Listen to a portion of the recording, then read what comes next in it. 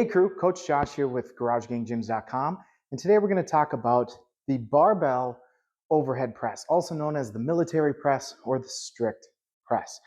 And I like calling it a strict press. The reason I like calling it that is because not only are we trying to avoid using our legs to help us do this press, it's not a push press or a jerk, but also strict meaning what your hips themselves are doing. We're not back in the 1940s where the military press was kind of a jerk that people kind of bent their knees and kind of threw their hips at it. That's not the type of press I want to teach you how to do. This is the type of press I want you to be able to do so you can do a lot of reps, stay safe, and still get stronger. If you're looking to compete in the overhead press, this is not how you're going to want to do it. You're going to want to use every advantage based on the rule book that you're competing under. So let's first talk about the rack position. So the front rack position, in my mind, there's three positions. We have the clean position, we have the front squat position, and then we have the shoulder press position. All three positions, though, and you'll hear me say this, elbows in front of the bar. The reason I want your elbows in front of the bar is when our elbows are pushed forward, not up, forward. When they're pushed forward, it's going to put our mid and upper back on a stretch. That stretch is going to provide a lot of stability for our front delts as we press. It's also going to help us turn on the proper muscles to make sure that from my diaphragm up, I get a proper tilt, okay? So elbows are going to be slightly in front. If this were a clock, I would like to think of this as a 5 o'clock position. 6 o'clock being here, 5, 4, 3, okay? 5 o'clock position. When it comes to your hands, we want to bury this bar into our hand as deep as we can. Ideally, it's going to line our thumb and go right into the blade of our hand here. Okay? Bury our hand. The closer to our wrist joint that we can get it, number one, the more leverage we're going to have because our bones are directly under it, or at least the bones that matter. But the further we creep that back towards our fingers, the more pressure against our wrist we're going to have. I've successfully put 350 pounds over my head, not in a shoulder press, but in a jerk without wrist wraps. And that's because of hand and bar position, okay? If you feel your wrists are on fire, it might not actually be your wrists. It could be the bar position, but it could also be other things going on. So before we continue on, I did a video on improving your front rack position. It's down in the description below. Just click that link, and there's quite a few tips on how you can actually improve that position. But continuing on. So we're burying it deep into our hands. Our elbows are in front of that bar so that we can have a good stretch. Now, from the diaphragm down, our lumbar, right? Okay, our lumbar region. The tendency with the next cue I'm going to give you is to do this, is to push your lumbar forward, okay, and or your hips. And as people get into trouble, they do this more and more and more and more. And that's going to cause right where your thoracic spine meets your lumbar spine, right in that main joint, you're going to put a lot of pressure in there, okay? That's going to lead to back pain, and your tendency to think, I need to wear a belt, will go up. So what we want to make sure happens is from that region down, we want to keep this pretty still. A little movement is fine, but the more movement we allow, the more likely we are to kind of pinch in our back. But we do want from that region up to extend up. So I'm going to say it in two ways for you. The first way I'm going to say this cue to you is imagine you have a button here on your sternum, and you're trying to bring that button to your chin. Boom. Okay? But if I do it too much, I start to arch in my back. So again, we need to make sure there's some pressure in the front so that I can keep my hips under me a little bit. A little hip back is fine, but too much is too much, right? Okay, speaking of core pressure, when we do squats and deadlifts, I talk about making sure you have equal pressure in the front and in the back, okay? On your overhead press, we're actually able to let a little pressure from our abdomen go so that we can actually sneak a little bit more air into our lungs. Just like on a bench press, you actually want a little bit more pressure in your rib cage because it's the muscles around our rib cage actually moving the weight. When it comes to a squat or a deadlift, it's not, right? We actually want our rib cage to stay rather fixed. In this, we want a little bit of movement, just a little. The second way I'm going to describe that same cue from button up is to take the front of your shoulder and aim it to the ceiling. Aim it to the ceiling. The reason I say that, I don't like the word up. Point it up to the ceiling. Why? Because people will do that. They will do this, thinking they're getting at the cue. I actually want you to take that shoulder, tilt it, and point it toward the ceiling. I almost said up. Okay, while keeping that rib cage in tight. So we're pushing our elbows forward so that it's at the 5 o'clock position. My core is a little bit tight. I'm extending from the diaphragm up so that my shoulders are pointed toward the ceiling, okay? Then from there, all I have to do is take my bones and push my bones up toward the ceiling, okay? The reason I want you to think in terms of your bones, some people like the cue, push your elbows up, is then you're not thinking with your hands. What we actually want going on in your hand, most people think they need to grip the bar using their fingers and keeping it tight like this. That's not what I want. What I want to do is take away this bubble in our hand by taking the blade of our hand and the thumb of our hand and pushing it up, okay? So I'm actually going to push my palm into this bar so that I can move my bones into it. If I'm squeezing my fingers and trying to keep this perfectly neutral, that actually is going to put the bar forward and I'm going to want to go forward, or I'm going to arch because I'm losing the bar. No. I want a position where it's nice and flat against my hand and my wrists are not really taking a whole lot of pressure, right? My hands aren't really doing much.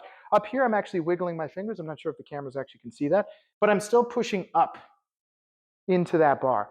Now, I want your fingers around the bar just in case something happens, but I'm just sandwiching my fingers, right? Instead of squeezing and curling, I'm trying to just flatten my hand, my fingers onto my palm, just so it doesn't go anywhere, okay? This is what I refer to as a push grip.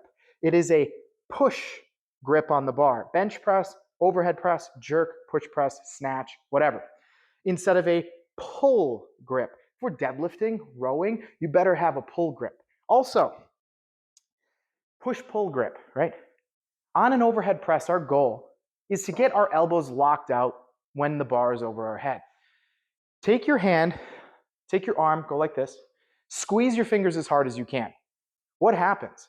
Your elbow naturally is going to flex. Why? When you have this pull grip, when your fingers are really active, you're actually turning on your bicep and you're pulling muscles. Your body's thinking, I'm going to pull. Well, if you're doing that over your head, guess what? You're not able to lock your elbow. And even if you can, it naturally wants to unlock. But if you take your push grip, it naturally is going to turn the tricep on. It's naturally going to help you lock that elbow. And then it's a lot easier to sustain this position long term. If you're doing a snatch, if you're doing a jerk, and you have to wait for the judge to say down, you better hope you have a push grip and not a pull grip, okay? Because that pull grip, those elbows want to bend. So again, it's so important as to what our hands are doing before we even start pressing over our head. Okay, so I'm going to rack this bar. Now we have a nice side angle. And what I'm going to do is, again, I'm going to tilt so that I'm aiming my shoulders to the ceiling. I'm going to take my breath, fill my belly, but also my lungs. And then all I'm going to do is push my bones until my elbows lock out. And then I'll come back down, keeping my shoulders aimed toward the ceiling. So I'll press. My shoulders are still somewhat aimed towards the ceiling, right? More so my mid-back is in the same position. As I come down, my shoulders continue pointing toward the ceiling. I press, I'm back down. And again, it's so important that our spinal position gets into a good position and it gets locked in that position. Any movement, that bar is going to wiggle on you. We point our shoulders where we want to press. We press. As we come down, the bar goes back into that same position. Okay, now some of you notice from that side camera angle that as I press, my head is naturally going to come forward just a little bit. That is not something I am purposefully doing. Inexperienced lifters hear the cue, push your head through, or see some of the best, most mobile, flexible lifters in the world, your Olympic level weightlifters, and their heads are so far forward and they're in this great position. Why? Because they've been doing it for so long. Their body literally has morphed in order to be in that good of a position. But what do most people do? They monkey see, monkey do, unfortunately. So they just stick their head out and they get a ton of tension through the cervical spine. That's not what we want. What we want is when we aim our shoulders, our head stays relatively in the same position. But what happens at the neck is it goes from being in this flexed position to more of an extended position, almost like you're pointing the crown of your head to the ceiling. And then you tilt. Then as you press, your head is just going to relax back into its normal arc. That's all that's happening. From this extended position so that the bar doesn't hit me in the nose or in the chin, it's going to come close, but I'm in this nice cervical extension. As I press, it just goes back into its normal flexion position. This is where I end up. This is not what I'm trying to do. I go from here to there, here to there. That's it, okay? Now, why is that important? Because when I'm in this extended position, it prevents the most upper parts of my back from actually doing their job. So right here, if I keep my head in its extended position, this is about all the further I can go with my shoulders, and then I'm just locking up my elbows. As soon as I let my neck relax and just go back into its normal position, now I have more space for my body to move. So this brings up the next cue. When people have a tendency to stick their head forward a lot, they lose a lot of stability. So what does their coach say? Shrug up. No. Okay? What you're actually doing when you shrug up is you're taking your arm bone and taking it out of its joint. Now it's what's called floating shoulder. It's literally not supported and it's just floating out there, and you have no stability at the top. And I'll show you. Floating shoulder, because I'm shrugging up. But what happens when I go from my extended position to neutral and just keep pressing? It's a lot more stable. My head moves so that my whole upper back can actually rotate into its proper position. Right? So when I allow my neck to go from extension to just its normal flex position, extension, flexion, it allows my shoulders to actually rotate as I press. And for some people, that can be a really good cue, is instead of thinking at the shoulder, because it's actually hard for people to manipulate the shoulder, is if you remember our cues, we want to make sure we're rotating out from our forearm and our elbows rotate out a little bit in order for us to do this press. But for some people, the cue of rotate your elbow out, and I'm doing it excessively, rotate your elbow out can be a great thing when they're pressing. However, if you do the cue, rotate your elbows out, and you start to really feel your neck or your shoulders pinching, what's happening is you're going way too excessively and way too early, where you end up pointing your elbows way off to the sides. What I want is just a slight rotation. As you press, you start the press, boom, slight rotation, and you're sticking with that position. So it's just a small movement. Some people get so bent out of shape when I give a cue, they always take it to the extreme. So it's really important that if you utilize any of these cues, you try to internalize, what the hell is he trying to say to me, right? Cues like push through your heels, sit back, those cues run rampant in the fitness industry. And so many people assume what they mean, but then never continue to think about it. The cues I'm giving you are worthless if you don't actually think, okay, what is he trying to get at and how does that pertain to me? Well, when he says elbows out, that doesn't really work for me, but I really liked the cue of relax your head. Great, that fixed my problem. Now I have a great overhead position. Or, wow, that hand cue, that fixed everything. Great.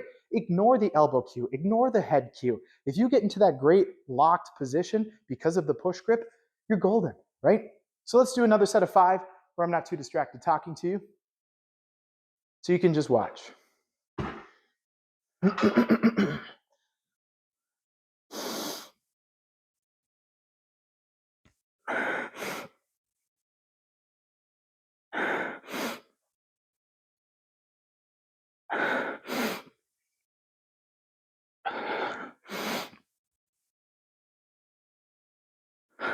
So, on my fourth repetition, whether you saw it or not, I didn't bring the bar down, reset my spine position, then press. On that fourth one, I brought it down, got lazy. I'll admit, I got lazy. And I just kept my spine in position. So I ended up having to push it out in front of my face first and then move it because my body wasn't in a good position. So on that fifth rep, as I was lowering it down, I said, holy crap, you need to tilt more. So guess what? I was here, I tilted, fifth one moved so much better. Now, if you want to get more shoulder activation out of this, here's two things you can do. The first thing is at the top, lock it out. And when you're there, think about you trying to press it even higher. But again, we are not trying to press it higher and lose our position. We're not trying to shrug up. You're going to get to that position and just imagine you could press it higher even though your hands won't go anywhere. That's going to send a lot more energy through to those hands and it's going to get your shoulders burning more. That's great for people who struggle with a lockout position. If you're wanting to just grow the size of your shoulders, what you can do is not only increase more repetitions, but on the way down, you can grow the fronts of your shoulders and the backs of your shoulders and your neck, your traps, your rhomboids. If on the way down, you assign that good spinal position and come down with your elbows in front of the bar, nice, slow, and controlled. It doesn't have to be a 5 count. It could just be a 2 count. The nice thing about that too is if you're a weightlifter and you need to be comfortable receiving a bar in this position, whether you're doing a jerk or a clean, you're actually training eccentrically how to absorb that weight. Now, if you're just the average fitness goer and you're just looking to have bigger shoulders, this will help that as well. But it's also going to help you learn how to keep your core solid while absorbing weight. Some people have a tendency, they press and let it drop out of the sky. And that really is a terrible thing to do. Why? Because there's no control. All of a sudden you might come down like this or come down like that on your hands, on your wrists, whatever. Up, control, up, control. So I'll do this set of 5. I'll lock at the top for as long as my triceps will let me. And then I'll lower them down slowly. The reason I say that is locking it and holding it at the top is pretty tough on those triceps too. Okay. Don't be lazy now, Josh. Come on.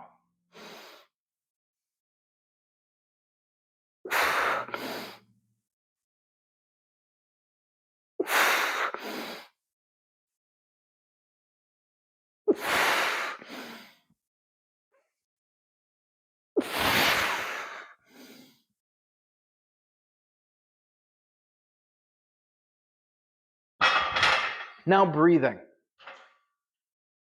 You only breathe when you're not moving, okay? Why? We're trying to keep core pressure. So when you're pressing, squatting, whatever, before you do your movement, you settle your balance, find where you want that bar's position, take your breath, and hold it. If you're breathing in, breathing out as you're moving, the pressure in your core is changing.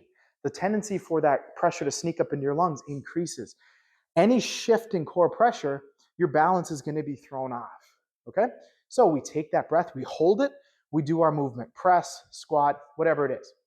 Now, as you do more and more repetitions, you have to hold your breath through the most challenging parts of that exercise. You don't technically have to hold it the whole time you're moving, but you need to make sure you're holding it through the hardest pressures. On an overhead press, that means you're holding it on the way up and about eye level, now you can start to exhale as you bring it down. If you're doing sets of 15, fine. Maybe you take one breath and do multiple repetitions, but it's still really important you have core pressure. The more repetitions you're doing, the less total weight you're using. So you don't need a full brace to do a set of 30. You don't need a full brace the whole time. But if you're doing a set of 6, 5, 4, 3, 2, 1, you definitely need to make sure you have that full brace. All right, last set.